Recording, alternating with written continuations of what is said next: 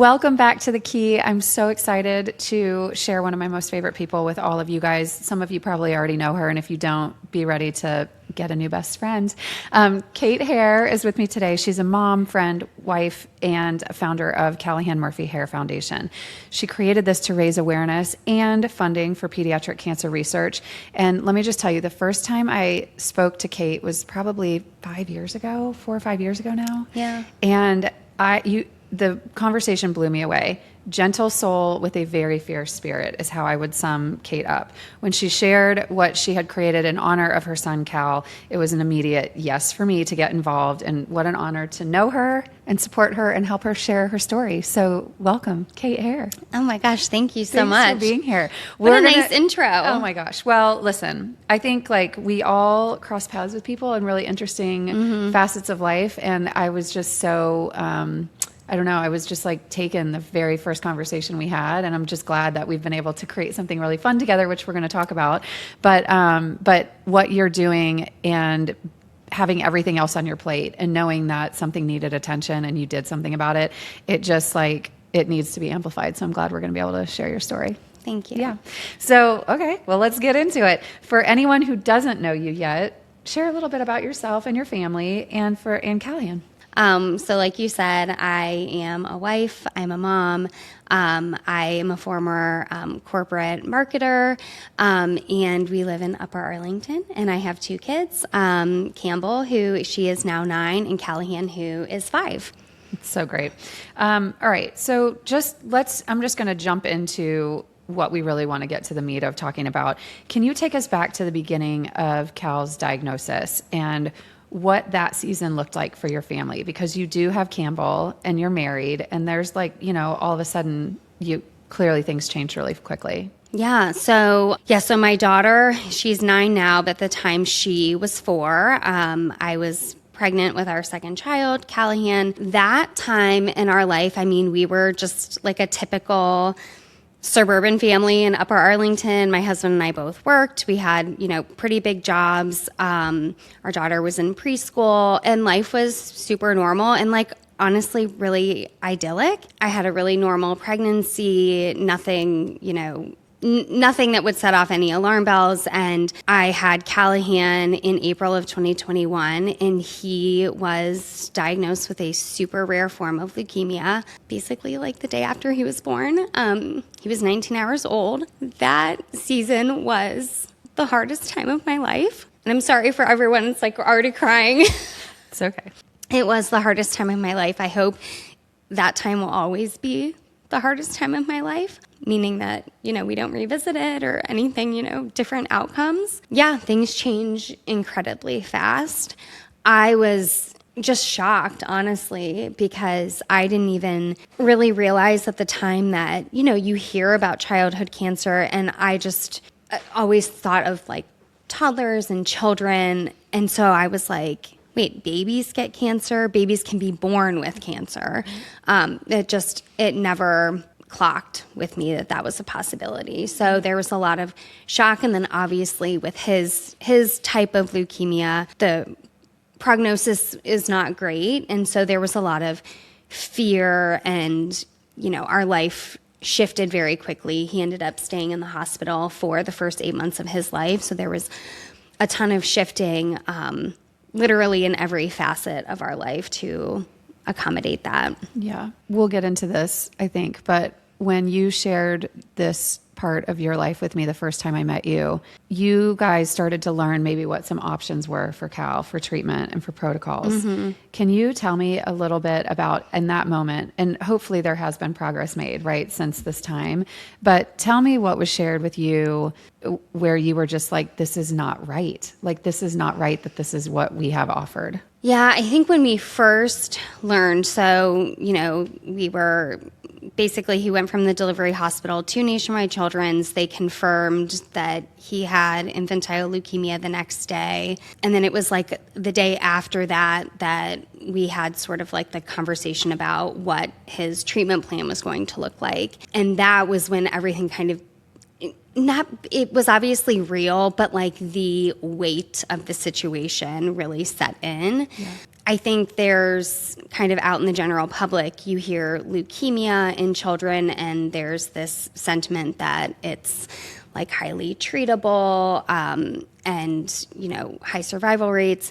And so that was kind of what I was kind of like hanging my hat on, like thinking that. And, you know, we get into this conversation and you start learning that, well, this is like a different type of leukemia, and there are many different types of leukemia. No type of leukemia is the good type of leukemia. That's also a message I want to get out there, because I think that does such a disservice to families that are going through that. It's all bad. Yeah. But so we're having this conversation about what he was going to be going through, and there just kept being these comments made that were, I felt like trying to set our expectations for like things not going well. And so finally I was just like, what are we talking about here? Mm-hmm. And, you know, it was more or less, you know, his doctor said, you know, there's not a lot of treatment options for this type of cancer. And I don't know if I asked why, but she was like, you know, there's just not a lot of funding. And so then there's not a lot of research. And then it ends up being there's not a lot of options then on the table. Yeah. And in that moment, that was not the moment that I was like, I have to do something about this, because I was just like, oh my God, like what does the future look like? How are we going to get through this? The moment it was later, I think we wanted to do something in terms of like giving back pretty early on, because we got so much support from the community. Yeah. And I was like, we have to do something with this. And I didn't know what that was going to look like. I think initially we thought we would help families financially, because we learned several days later that we were going to have to stay in the hospital for a very long time. And so we were really lucky. We don't have to like get into like the details of this, but because of his specific circumstances, we had a lot that was able to be covered. But I was like, not every family is going to, you know, he was considered like a resident of the hospital. So there's like different coverages you can get for things like that. But I'm like, not every family is going to have things like that. We should support families. And then it was a couple months later, that was kind of the direction we were going in. A couple months later, there was a nurse in his room, and she was setting up, you know, one of his chemos. And somehow, I can't remember how it came up, but she started talking about how old the therapies were. And at that point, we were already starting to experience kind of like the sort of like acute side effects that were happening in the moment while he was getting them. Yeah. And she was like, yeah, well, all of these therapies, like almost all of the therapies that all these kids get for all these different types of childhood cancer, they're like so old, they're so outdated, they're not made for them. Yeah. And this is why like these things happen, and it impacts them so much. And I remember I was like blacked out, because I was like, wait, what? Right. Like, how is that like possible? I remember this moment. I'm like standing there right now, and I just was like, wait, what are you saying? And I just remember thinking to myself, I was like, I'm going to get so loud about this. Yeah. Like I think what is also important to note is that at the time I was working in healthcare marketing, and all of my clients were like pharmaceutical manufacturers. Our main focus was oncology, so I was helping sales pitch all of these new therapies, and we supported the therapies on a product anyways. So I felt like I kind of understood more of the oncology landscape than probably the average, regular person. Yeah. And so I was like, I had no idea. Like, what are you even talking about? And I was so mad. I was like enraged, because not only just our situation of sitting there knowing that like we might not leave with our child, because, you know, it was said like this treatment is incredibly aggressive. He's very small. Like, this is very likely not going to go the way you want it to. So not only that, but then, you know, we were in the hospital, and so we were meeting all of these different families and learning about all of these different types of childhood cancer. And, you know, in the moment, you're just siloed in your experience, and then you see the bigger picture. And all of these families had similar stories. So we're like, oh, there's not even a protocol for For any of our them. type of cancer. Her type of cancer is terminal on diagnosis. And you're just like, how is this happening? Like, this Right. was in 2021. And you're just shocked. And so I was like, I remember Matt wasn't at the hospital for whatever reason. Maybe it was like late in the day, and he went home. We would trade off and on for someone to be home with Campbell. And I remember like when he came back, like almost like jumping on him when he walked in the room. I was like, oh my gosh, what I have just learned. And I'm like, this is what the foundation is going to be about. I'm like, we are going to fund research because there is such a deficit. And so, so that's how we got where we are. It's amazing.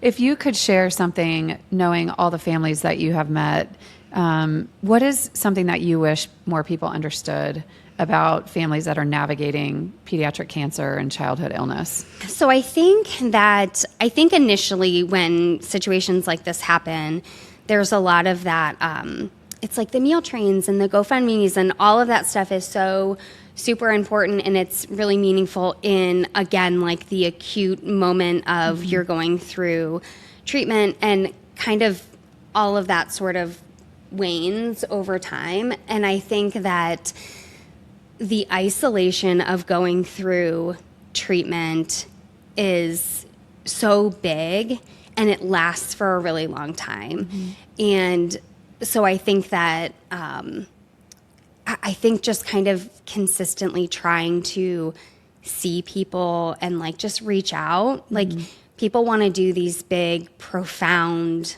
gestures, and like you don't have to. It's the most meaningful things to me over time were the people that I wasn't even super, super close to, but that like they would reach out like once a month or every other month and just be like, hey, I'm like thinking about you guys.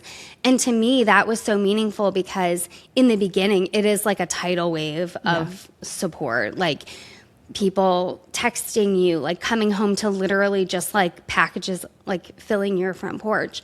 And it's overwhelming. And then I remember thinking in the beginning, I was like, this is like so amazing. But I'm like, I know that in 6 months, this is all going to be gone. Yeah. And we're still going to be in like the 7th circle of hell, basically. So, I think that just trying to acknowledge what someone is going through and not being afraid to like say that. Like, hey, I'm thinking about you. I'm sure things are still really tough.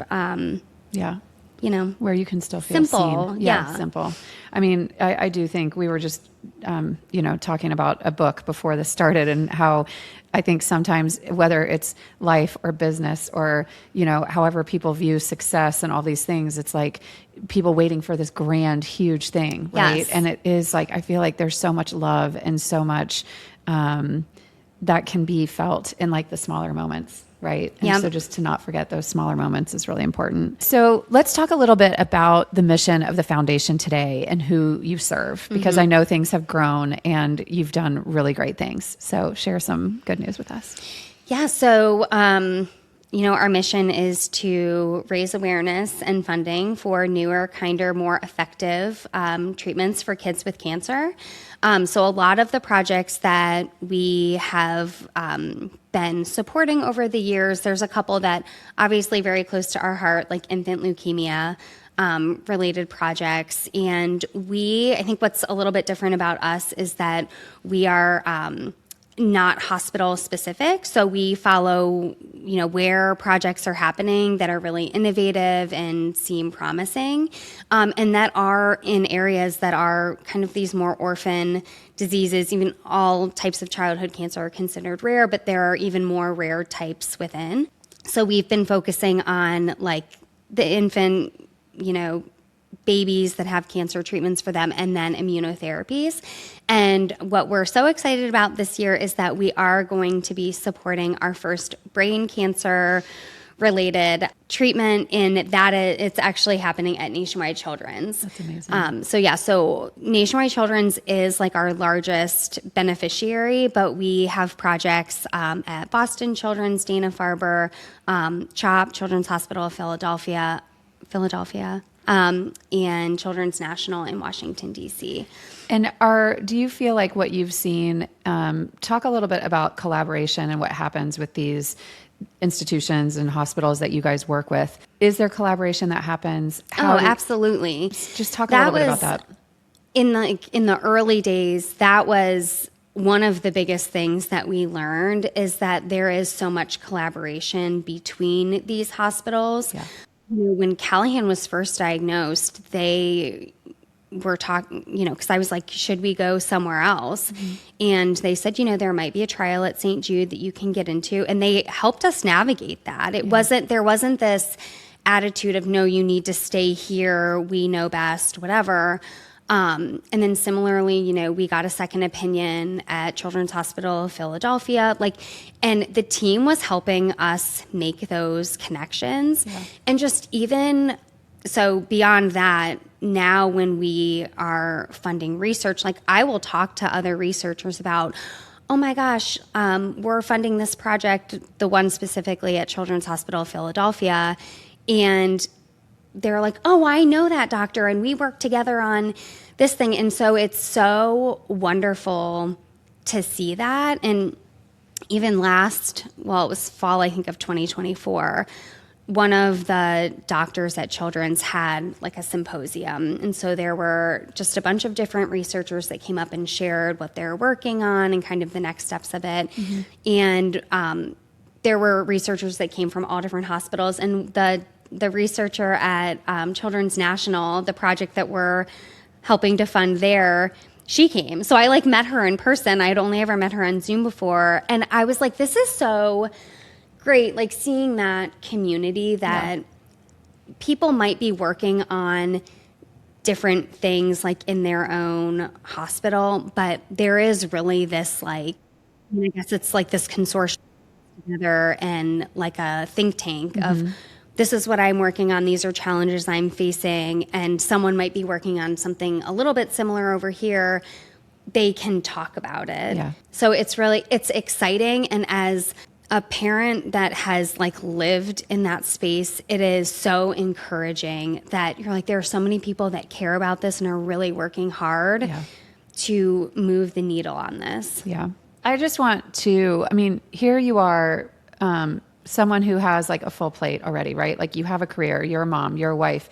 How have you taken something so deeply personal and you've turned this into purpose, right? There is something that you didn't ask for, but you have found a way to make this have purpose and have something that has hope attached to it.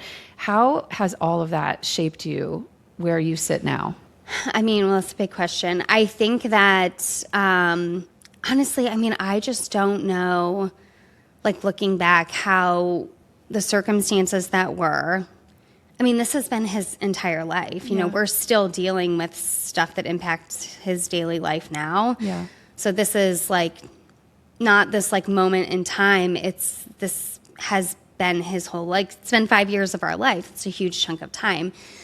I think back and I'm I don't know, for us, and I, can acknowledge that experiences can vary greatly in this space. I don't think that we could have gone through what we went through, how we went through it, and not done something.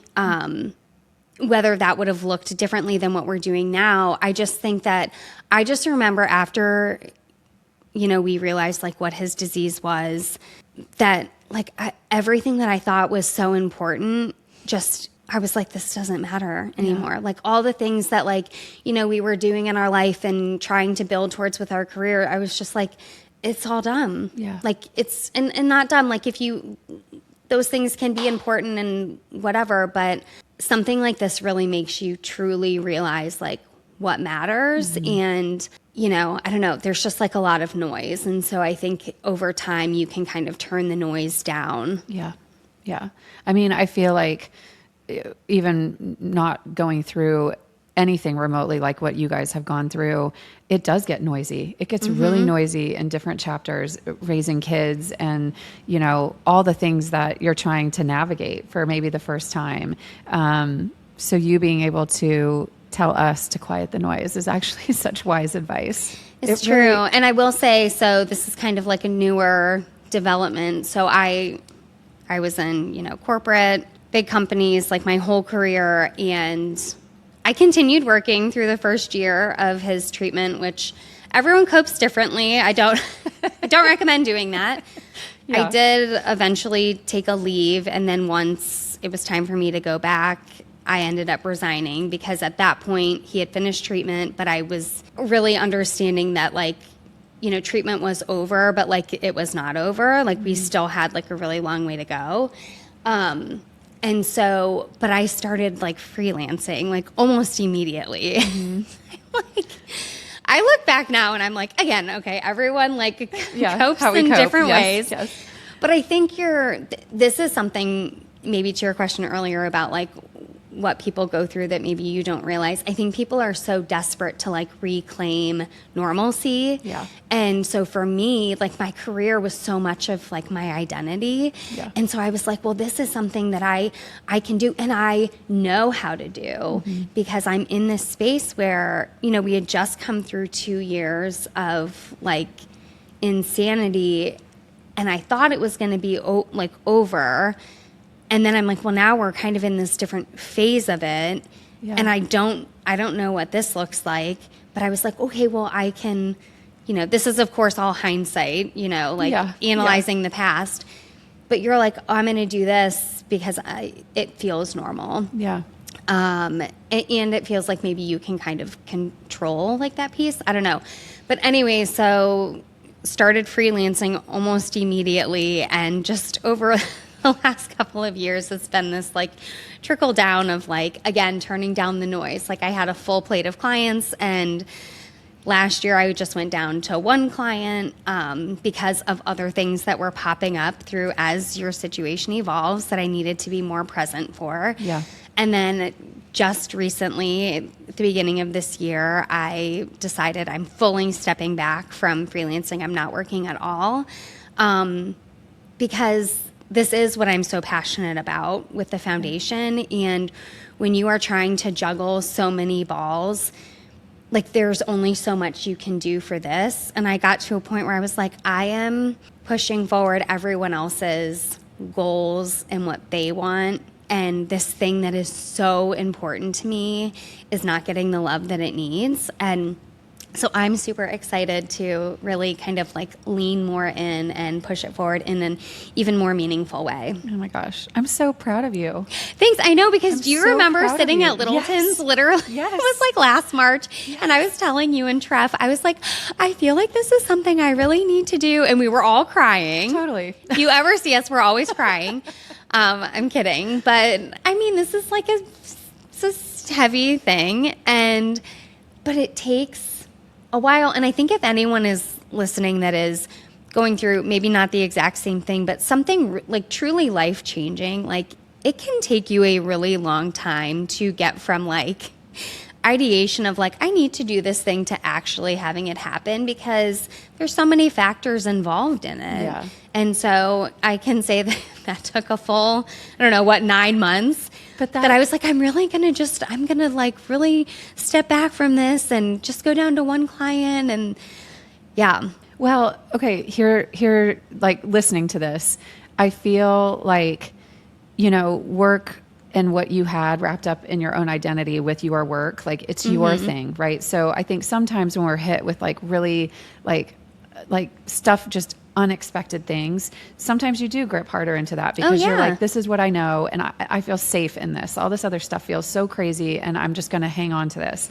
So I'm super proud of you for a lot of reasons, but I think it takes a lot of courage to just finally let go of all of that because it's, it is familiar and it is known. And whether we're willing to admit it or not, I do think we put a lot of our self-worth in that, right? Oh, for sure. And so for you to take the leap and really do it. I'm so proud of you. Oh, I'm just so proud of you. And we did. It took a really long time to get here, but and I think that is just honestly something that I think is so important. Obviously foundation and research, that is the cause and that is what we're talking about today. But there's so many pieces that go into a true crisis. And I think that people feel so much pressure. And I don't know if it goes back to like, we watch movies and we watch shows and it's like everything happens in like 45 minutes or an hour or whatever. And so you're like, oh, well, they solved all their problems in this amount of time. And it's like, life is not like a movie montage. Like, you are still spinning all of the plates and you have all this normal responsibility of your life. Plus, if you have a child that is going through something like this, and now kind of where we sit, we have a child with a lot of additional needs. That is just extra that you have to manage. And so you can't just be like, okay, I'm making this decision, it's happening tomorrow. Right. And I want people to know that, like, that's okay, that it might take you literally like a year or 2 years to like figure it out and get to kind of where you thought you needed to get. Yeah. And that's like putting normalcy to that is it's very refreshing. Yeah. Because it isn't a movie montage. I like how you said that. Okay, well, we just mentioned Treffery. So Treffery Caldwell is one of our friends, and she is the owner and founder and designer and everything behind Pluma Jewelry. So let's talk a few minutes about Sips and Stones, because this will air in time for anybody that's listening if they want to join us. So Sips and Stones literally kind of came out of a conversation in Treffery's studio where we were all, again, like you were sharing your story, and I'm sitting here thinking about what I was worried about, and the weight of what my worries were felt very little once I had this conversation with you, and just feeling really tugged to create some sort of amplify what you are trying to achieve, but also just be there and like help you and however you needed to be helped. So we do this every June. This is going to be our fourth one, right? And I have so started looking forward to this. And I feel like people are asking about it in the winter, like, oh my gosh, are you guys doing this again? So it's a great way to kick off the summer. Yes. And it's like casual and intimate and fun. And I don't know, there's like a feeling to it. And it's like warmth and sunshine. And I love it. Yes. So I think first, I just remember going to Treffery's.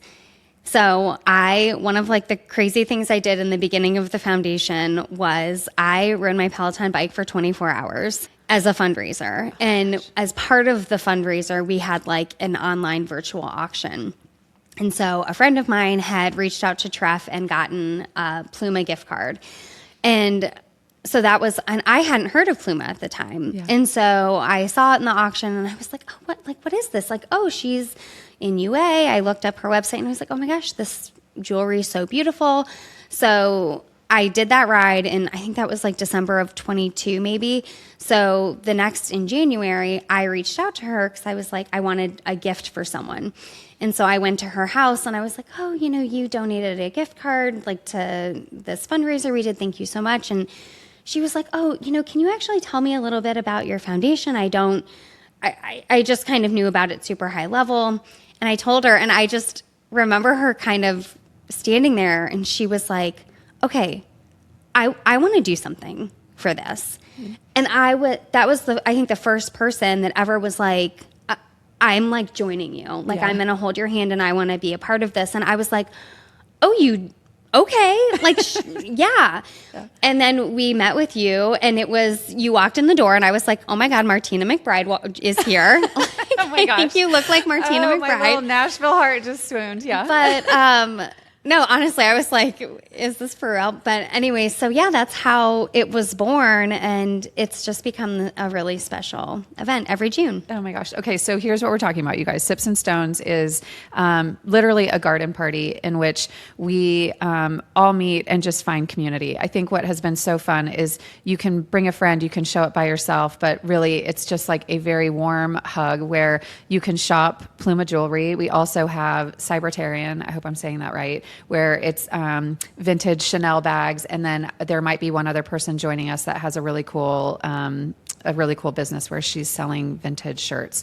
So a portion of proceeds will go back to the cause, but we realize that it's not an easy conversation to have. And we also felt like it doesn't need to be a giant fundraiser in a ballroom. Right. In fact, I think that there have been so many really cool friendships and connections that have happened because we're just, we're like literally in Treffery's backyard having like, some drinks and some snacks and getting to know each other in a much more comfortable setting. So the whole goal of the evening is for you to walk away understanding a little bit more about what Callahan Murphy Hare Foundation is trying to do, but then also like understand how you can get involved. So sometimes that means maybe it's a donation, maybe it's actually like your own time, or I've got some of the UA swimmers that like they jump to They're help. amazing. And so it's also just understanding that like at any age you can get involved and you can understand that the world out there is very big and you can actually make a difference at any age. So we love it and we would love for you guys to come, but we'll have all the details in the show notes. But June 9th, it's for a couple hours in the evening. And if there's no ticket fee, you just have to sign up on the list so you get the details of where we're hanging out. Yeah, and I like too that it feels like a really like low pressure type of way to engage with the cause because again, like you said, it is a very serious issue, but it is a hopeful mission, right? Yeah. But it can be hard to listen to. So people like can come and shop and they leave, and some people stay and they listen to the remarks because I share our story and like what we're doing with the foundation, the things that we're funding. So I think you can like choose your own adventure. If you're like, I just want to go and like see some friends and have a drink and buy a pair of earrings or, look at these cool new shirts, you can do that, or you can stay and learn a little bit more, and it's all great. Yeah, exactly. All right, so we've talked a little bit about what's next for the foundation because you're entering into some new, I don't know what, but not protocols, but like some new territories with like brain cancer research. Yeah, well, and I think like the expanded bandwidth of me, I I've told people, over the last couple of years, I'm like, I'm really doing this. Like I am like just a mom, and I'm like kind of doing this off of the side of my desk. And I feel really excited. I'm like such an ideas person. And obviously I worked in marketing my whole career that I'm like, I have so many things that I have wanted to do. And I just didn't have the time to execute them. And so I'm really excited to be able to do a lot of that, and even beyond, like going into the research and the things that we're funding. There's a couple of different areas beyond brain cancer that we really want to investigate a little bit more. There are some organizations that have been stood up that are focusing on pharmaceuticals specifically for children. It's kind of like a newer space, and they've been created by families that have gone through this. And maybe the mom worked in like the pharmacy space and the dad was like a scientist or whatever. So we've started having conversations like that. And so that's kind of a new area that I want to look at, maybe funding grants for like the actual development of like new treatments. Yeah, so that's exciting. That is so exciting. All right. When you think about your family and Campbell and Callahan, what are you most grateful for today? I mean, so much. I am grateful that we are standing here in the place that we are with like the outcome that we have had, and that we have the opportunity to share our story and to make an impact. Mm-hmm. And I'm grateful for the response, I guess, the people that want to be a part of it and support, because it would be nothing without that. Yeah. What would you say to another parent who maybe is at the beginning of like a scary, unknown medical journey with their child? What's a piece of advice or wisdom you could give them? So a couple of things. I think that it's really easy to get super overwhelmed. The one of the things, and this is like a very like tactical piece of advice, but like get a notebook. Mm-hmm. That was one of the things they told us first. I don't know under like other disease types if they give that advice, but like get a notebook so you can take notes, you can list out your questions you have, because there are going to be times where you have a question, the doctor isn't right there. So it's like, write everything down, literally ask every single question. There is not a dumb answer. You are not a medical person. So like, I used to ask the team. So Callahan we didn't get like super into his story, but he was supposed to have a stem cell transplant, and that didn't end up happening because he had pretty severe complications. But when we would talk about really complex things about like what the stem cell transplant, like what was it going to do in his body, or we would talk about different procedures, I would ask them to draw a picture. And they were actually, the team was so great about drawing these pictures that it really helped you understand. Yeah. So don't be afraid to ask literally any question. I would also stay off the internet for a while. I think you kind of need time to sort of process what you're going through. And if you're trying to do your own research, specifically around if you have a scary, like, prognosis, going and looking for more information about that, I think can be really detrimental. I held off for like 2 months on doing that. The team said, they were like, do not go online. And I did not. And then once I finally did, I was like, I am so glad I did not do this in those early days. Yeah.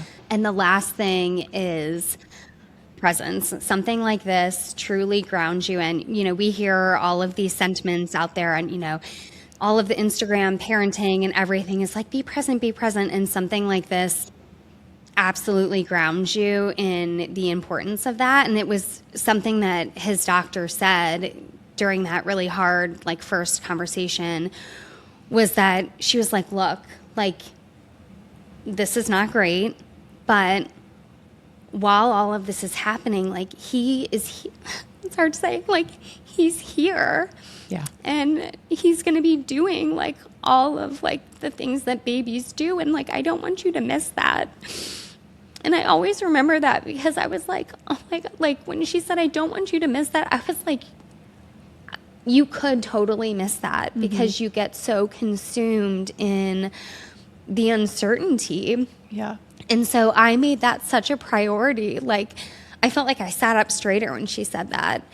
And I was like, yeah, like, I'm going to be so here. And I say that too. We're in a support group for infant leukemia. And whenever a new family, like, makes a post, you know, I say that. I'm like, inexplicably, there is still so much joy to be had, even when you're in the thick of it, and, like, really, like, hold on to that. Yeah.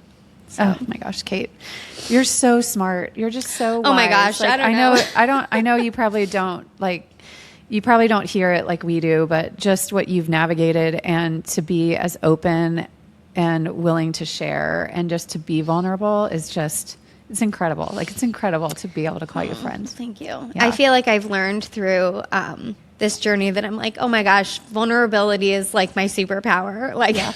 I would agree with that. I'm sure most people, like, wouldn't want that to be, but I, like, begrudgingly realized that a couple of months ago, and I'm like, well, but it just kind of is what it is. And it honestly is one of, like, the other positive things that has come out of this, is just connecting with other families, like, not just in the childhood cancer space, but in other, you know, disease states, because there are a lot of parallels when you're going through, you know, something that is, like, life-threatening or a crisis, is just connecting. And, like, again, it is that, like, I see you. Yeah. You know, our situations might not be exactly the same, but there are pieces that cross over, and I get, to a certain degree, like, how you're feeling. Yeah, exactly. What do you hope people take away from hearing your story? Well, so the biggest thing is, you know, I hope that people understand that this cause needs a lot of support. You know, back before this all happened, again, I was working in, you know, kind of that space, and I had no perspective. And I think we all see, you know, the commercials from the big organizations, and we kind of assume that it's like, this is taken care of, like, and it's all good. And then when you get close to it and you're like, oh my gosh, there are massive deficits here, and this needs a lot of attention, not from, like, an educational standpoint, and also from a funding standpoint to move things forward. So I would say that, and again, that's the awareness. But then also that, like, you can And of course, I'm speaking from a place of, we're not quite technically in survivorship yet. Callahan is 5, so he's been off treatment for 3 years. Typically, I'm seeing a lot of people, they're already in survivorship, like 3 years off treatment. He will not be considered survivorship until he is 7, so we have 2 more years. So it feels a little bit like a limbo place, but I think that you can find light and hope through like a really dark situation. I think even regardless of if you have, an outcome that is not positive, I see so many families doing really, really beautiful things after a loss. And yeah, so I think that hope is like what drives the action forward, right? Yeah, absolutely. All right. One last question for you. When people leave this episode, what's one thing you just hope they remember, either about Cal or families or just the power of showing up? I mean, I think it's like the power of showing up, honestly, because that spans everything. That spans when someone is in crisis and how you can show up for them. And it doesn't have to be this big, grandiose thing. And then when people are really trying to do something, like showing up for them, and it doesn't even mean like physically showing up. Like there have been people that couldn't come to Sips and Stones, and we also do a really fun 5K every September. It's so called fun. Kids in Capes. And we understand like people are busy, people have lives, but like someone will reach out and say, I'm so sorry I can't make it, but like I love this event. We did it like whatever, just like acknowledging, Yeah. It really means a lot. It's like a buoy. Yeah. The small stuff cannot be underestimated. Like It really can't be. Yeah. Yeah. That's awesome. Well, thank you so much. I mean, I learn from you every time I'm with you. I feel, I just feel like I'm so excited for you because I feel like you're really doing what you're supposed to do. Like at this stage in life, I'm like really, really excited for you. I think and so for too. all of us. Thank you. Yeah. It feels like it's the first, really quieting all of the noise is like the first outside of decisions that we've made for Callahan and his treatment and support and everything like that. For me personally, it's like the first right decision that I've made. Yeah. Like since treatment ended. It's amazing. Yeah. Okay. Well, watch out. Yeah. All right. Don't be scared. Yeah. Join us for Sips and Stones, please. Details in the show notes. It's June 9th and this is all happening in Columbus, Ohio. So thank you so much for joining us. And thank you for tuning in. New episodes drop every Tuesday. So subscribe and share this with a friend so you don't miss our next conversation. We're really excited to be on this journey with you. And until next time, remember, the key is in the details and the journey is just as important as the destination.